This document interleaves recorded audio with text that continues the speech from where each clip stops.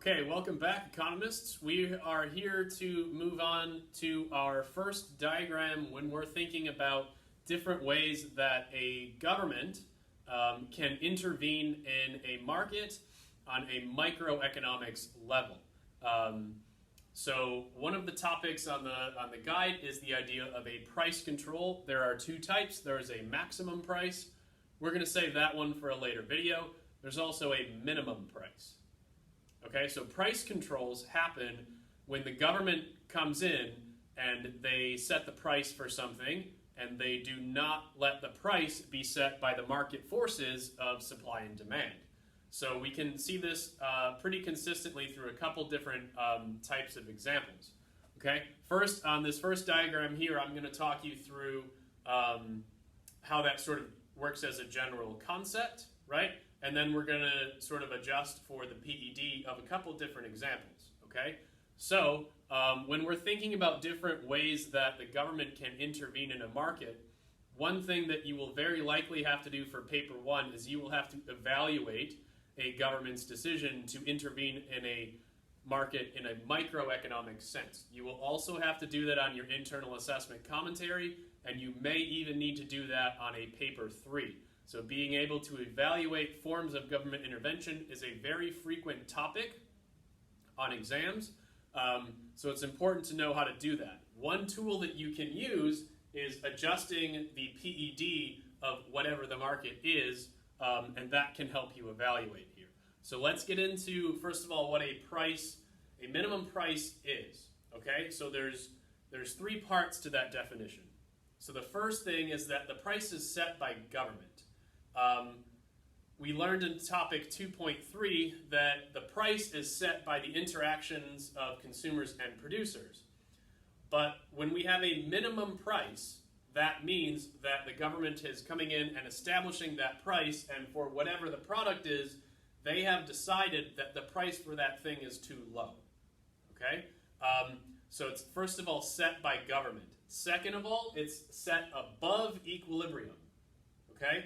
So the government has decided that the price is too low. They're going to set that above equilibrium. And then the third part of that is it would be against the law for producers to sell below the minimum, right? So producers can sell above the minimum, but they can't sell below. So legally, producers are not allowed to sell below that. So let me talk you through, at least diagram, what that will look like. So the price minimum might be set here. Remember, always label your graph, price, quantity. Okay, so we're going to show this as a solid line across our graph.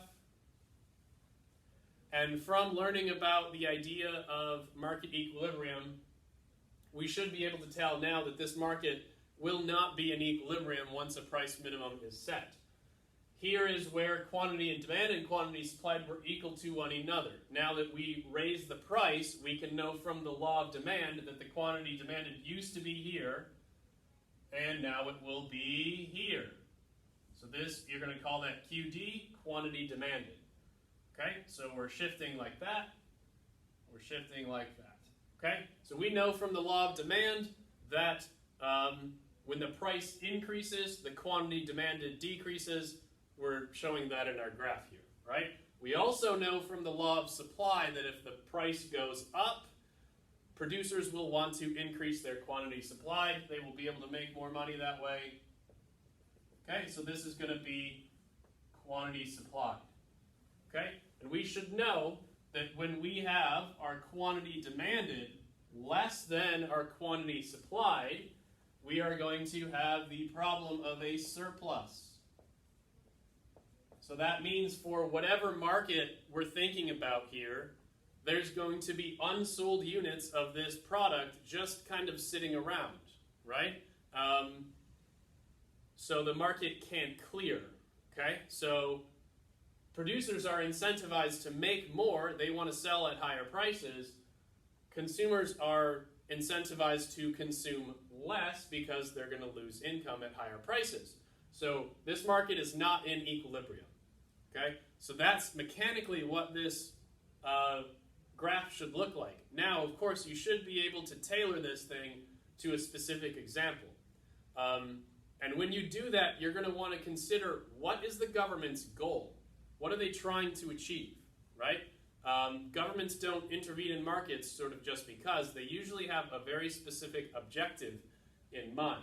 So the idea of a minimum wage is a minimum price. Specifically in this market, we're going to think about the market for labor. Now, here in the United States, you might have heard a lot of politicians calling for an increase in the minimum wage up to $15 an hour. So we're going to draw that here. And one type of labor that works almost predominantly on the minimum wage would be the market for fast food. Okay? And I have adjusted the PED of the demand for labor in that market. Okay? So this is not some sort of commentary on the people that work in fast food. I'm commenting on the skills and of the labor market here. Okay? So I have drawn the demand to be very elastic.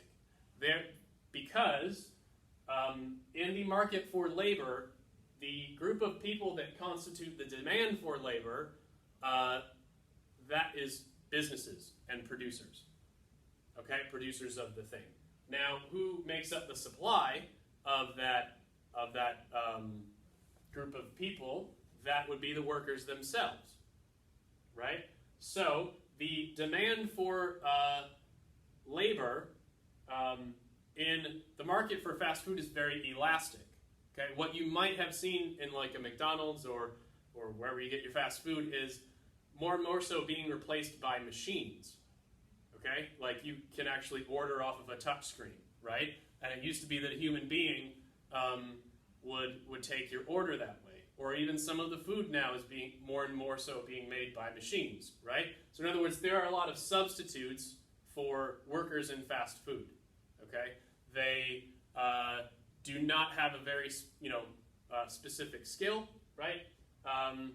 And they are easily replaced either by other workers who are willing to work at that wage or increasingly by robots, right? So if the government were to step in and increase the minimum wage for workers here, let's say they put it here,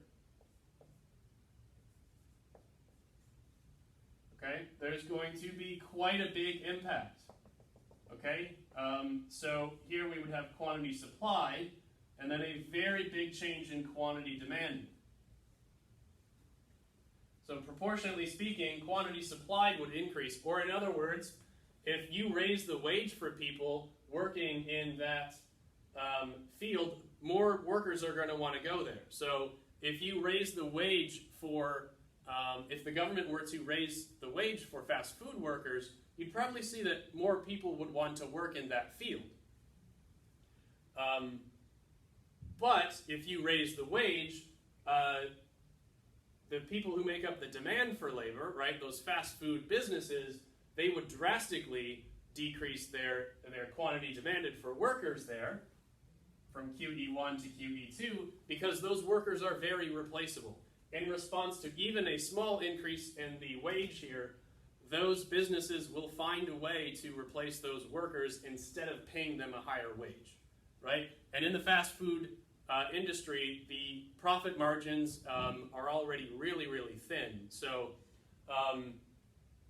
if we're thinking about PED as a means to evaluate here, an increase in the quantity demanded would mean that, in this case, only this many jobs would be offered, right? So those people who do stay in fast food, yeah, they will make a higher wage, but businesses in fast food will have to lay off so many workers that if we're thinking about what might be the goal of the government here, they're probably looking to maybe do some sort of poverty reduction program and increase people's standard of living. Their goal is to get people to make more. Some people might make more if they keep their job, but quite a lot of people might lose their job if the demand is inelastic, okay? So that is one thing, that is one reason why governments intervene in markets, is to protect the producer. In this case, the producer of labor, that's the workers, okay? So if we're thinking about another application of a minimum price, another one that we will frequently see is alcohol. So in this case, the government's goal is to decrease the consumption of a product that has a negative impact on society. We're going to call that a demerit good. Okay? Alcohol causes a lot of societal problems. There's drunk driving.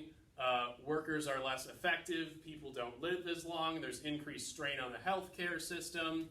A whole bunch of problems that consumers of alcohol are not responsible for, right? If someone is abusing alcohol, they're going to cause damage to people who are not consumers of alcohol. You could also say maybe the same thing about cigarettes or fossil fuels, right? And the PED of all of those things is inelastic. Alcohol is extremely habit-forming. Alcoholism is a serious problem. One of the ways that the government has tried to come in and solve the problem of alcoholism is to come in and increase the price for really heavy types of alcohol. Scotland is an example of a country that's done this. So let's graph that out. So initially we had an equilibrium here. Okay, and the government's come in, and let's call the price equilibrium there. Now, in response to increasing the price, the producers of alcohol will want to increase their production of alcohol because they think they can sell it for more. And in response to that, though, in response to that same price change, the consumers will decrease their consumption a little bit, but not that much, because alcohol is a habit-forming product. And probably the people who do choose to reduce their consumption of alcohol, those people are probably not the problem drinkers, right? If those folks, have a few drinks a week, they're probably not causing some sort of widespread damage to society. People who are addicted to alcohol are really going to be the ones who cause that sort of society-wide impact as a result of over-drinking. So, same deal in both of these graphs. We still have this problem of a surplus, right? Here, we have the surplus is way too many people want to work in fast food, and there just aren't enough jobs for them that the producers are willing to offer. And then here, we have a surplus, and that there are unsold units of alcohol just sort of sitting around in the shop. Okay? So, if the government's goal is to increase the price of alcohol and get people to buy less of it, they're probably not, a minimum price is not going to be that effective in doing that. The reason why is because alcohol has an inelastic PED. There's only going to be a very small change to the price here, a very small change in the quantity demanded in response to the change in the price. So consumption will not really decrease all that much. Okay? So this is the idea of a minimum price. Governments put these things in for different reasons.